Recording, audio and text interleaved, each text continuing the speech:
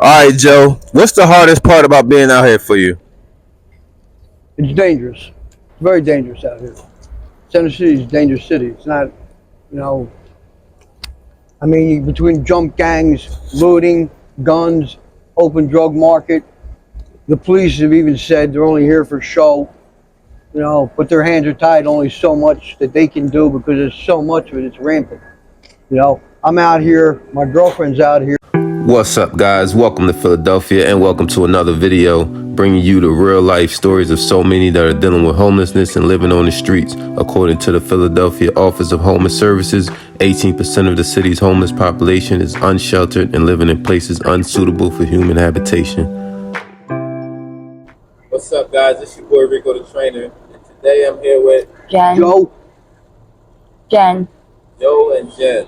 What's up? How you guys feeling today? Good, how you doing today? Good to meet you, Rico. I know, some days are better than others, and you're currently staying on the streets of Philadelphia, correct? Yes, sir. Correct. Yes. With this nice construction that you built. Okay, we'll go with that. Better than some. Where you guys from? Originally, I'm from New Jersey. New Jersey. I'm from New Jersey also. Both from Jersey. Yes, sir. And how long you been in Philadelphia? Since 2018. 2018. I've been in Philly since 2022. Last year? Yeah. You're pretty new to Philly. Yeah. Okay. And number one question, how do you guys end up in this situation, being on the street? Well, I got clean off methadone and other things in 2018. 30 days later, I came here, and then I got a place to live, but my roommate ended up passing away, and because of that, I had to leave where I was living at. I was there for about 4 years. So. Okay. What about you, Jeff? Me? Well, I met Jen through an acquaintance, and I was living in New Jersey at the time with family, but when we met, it was just like a thing where she texted me and said, "Hey, we should get together and just kick it sometime," and I said, "Okay." I came to Philly and I haven't left since. I've been here with Jen since, and we've been together since June 16th of last year. Okay, and so you were already on the streets in Jersey? No, I was pretty much. I was staying with family, but I was, I had a car. Living out of his car. Living out of my car. Okay. But then, things went wrong and I lost my car and got in a little bit of trouble. But, Okay, so you were already in Philly, Jen? Yes. Okay. Yeah. And what's it been like in Philly? It's rough. It's a whole different game out here. Oh. I'll be honest with you, Rico. I hate it. He hates it here. I hate it here. I do. I hate it. I mean, like I said, I'm from New Jersey. And, people are just different here. They're harder. Yeah, it's a lot harder here. It's very dangerous here. Everybody's running game. Yeah, everybody's got a game. They want to run on you. And we don't do that. We don't do that shit. We stay to ourselves and mind our own business. What you see is what you get. Yeah, we try to help people when we can, but there's been people that have been helpful to us still as well, But for the most part, we just stay in our lane and mind our own business. We don't. Shut up. I'm just kidding. Shut up. I'm kidding. Okay. And I'm good. What's the treatment like from the people there? You have a select few that help you out, or at least say hello to you. But most people just you're another. They brush you off cold shoulder. It's cold, man. It's cold shoulder. A lot of times, people think because you're homeless that you want to be this way. You want to be this way, or that you're gutter trash, or you're strung out on something, and it's not the case with us. We're polite. We're respectful to people. We don't cause no problems for people. You guys ever did any drugs or anything like that? I've been in recovery since March 12th of 2018. I was addicted to heroin, methadone, coke, everything. And one day I woke up and I said, I'm done. And I haven't touched it. I was sick for 72 days though. I was a bitch. But I'm a recovering addict myself. I've been to 2 detoxes and 2 rehabs years ago. But he's got 15 months now. But I got 15 months now clean and sober from methamphetamine. That's amazing, man.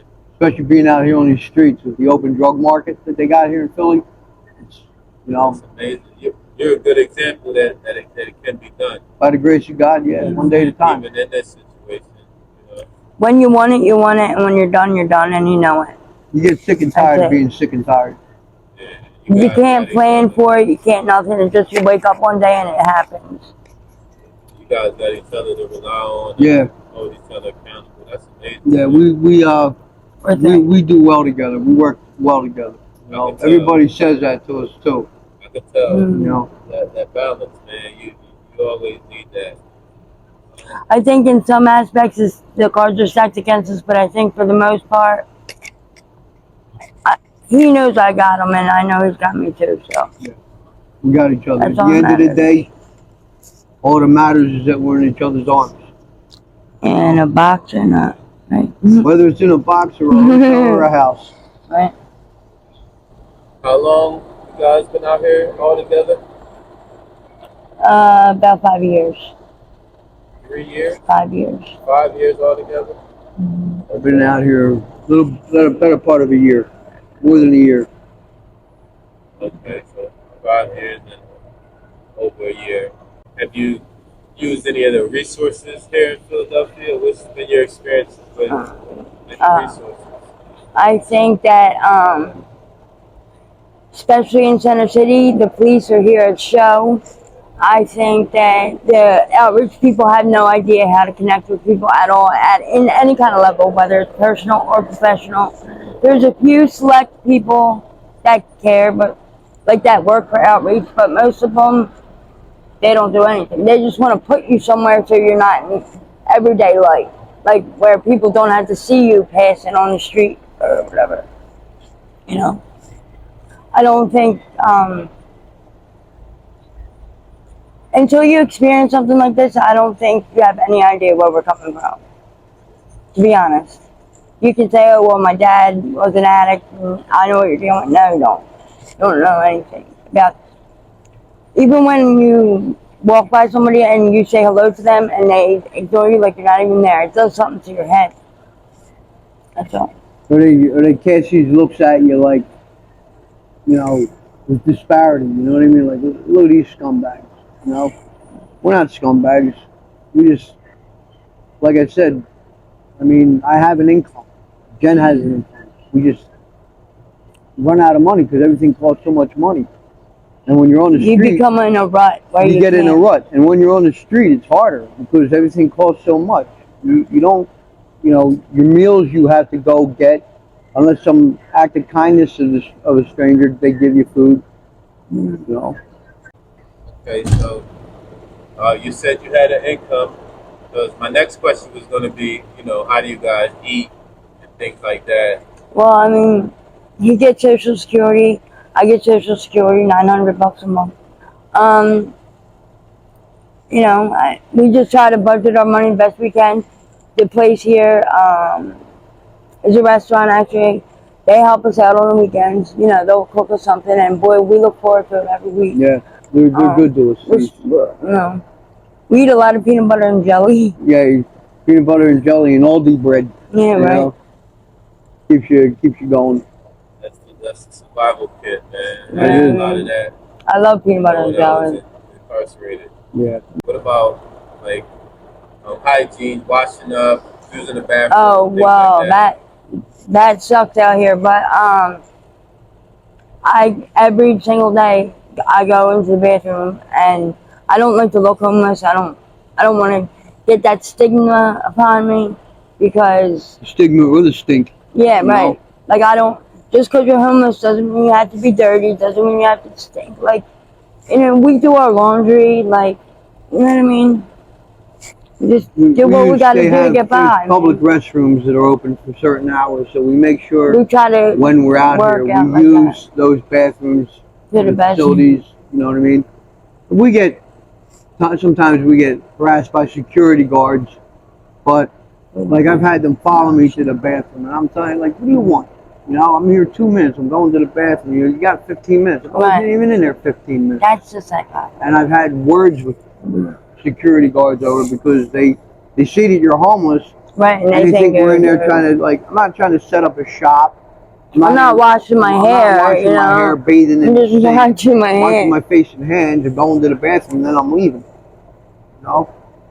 A lot of times, I think what happens is the powers that be, or that think they be, they're out there and they look at you a certain way and they think that you're trying to create a problem for them, and it's not. If the public restroom is available, I'm just coming to use it and I'm leaving. I don't go in stores when I don't have money. I don't window shop. We don't shoplift. We don't shoplift. I don't boost. I don't beg. You know, I don't stand on corners of signs and harass people for money. Because there's a lot of people that don't want to be bothered with that. They're going to work, or they're busy with their own lives, and they don't want that. We don't do that. But you know what? Like 70% of people in America are one paycheck away from being right where we're at. Yeah, I mean, I think, truthfully, Rico, there's a rude awakening coming, and I think a lot of people don't realize it. But the way this, and I love my country, the way this country is going economically, a lot of people don't realize they're about one paycheck away from being right here.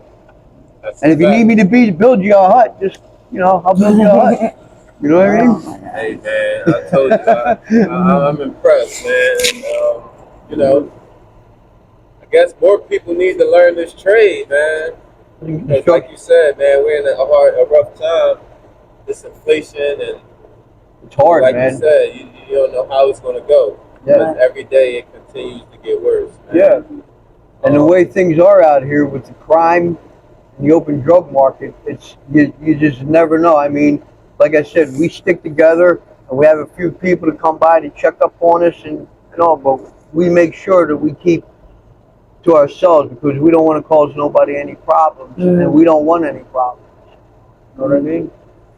Okay, speaking of sticking together, do you guys have any family that you're in contact with? I mean, I talk to my family a little bit. It's better for me to stay away from them. They're not good for me, and I think they don't understand me on a certain level that I need to be understood. So it's just easy enough for me to stay away. But like I check in with my dad, you know, a couple times, like once a week or whatever. My cousins I talk to, but they're not in a position to really help me. So it's not healthy for me to be in that. You know what I mean? So I don't know. Yeah, I have family. They're all in New Jersey. I love my family. They help you, though. But they help me. Like my despite all the shit I've done wrong, they're rooting for me. You know, they've seen me pull me out of my worst, and they're astounded by it. I think really my biggest advocate and who's really had my back is my oldest brother. You know, he's been a big help to me. And Don't pretend. Any kids? yeah, I have 2 daughters. I have 2 kids. Okay.